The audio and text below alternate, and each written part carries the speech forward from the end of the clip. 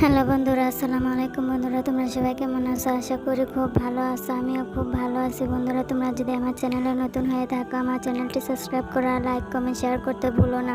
চলো মিজানুর রহমান আজহারির মুখে একটু ওয়াজ শুনে আসি। হৃদ্যতা বাড়বে, এটার ইসলামিক ফর্মুলা 10টা ফর্মুলা শেয়ার করবেন ইনশাআল্লাহ। জানতে মনে চায়? আচ্ছা, ইনশাআল্লাহ। তাহলে শুরু করছি।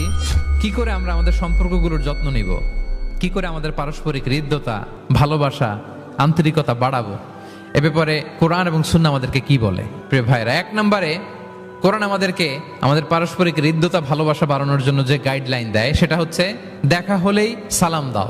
সালাম দিলে সম্পর্ক বাড়ে। আলহামদুলিল্লাহ পড়বেন না? কোরআন বলছে ফাইদা দাখালতুম বুয়ুতান ফাসাল্লিমু আলা আনফুসিকুম তাহিয়াতাম মিন ইনদিল্লাহি মুবারাকাতান তাইয়্যিবা। তোমরা যখন ঘরে প্রবেশ করবে তোমরা নিজেদেরকে সালাম দাও, মানে বলো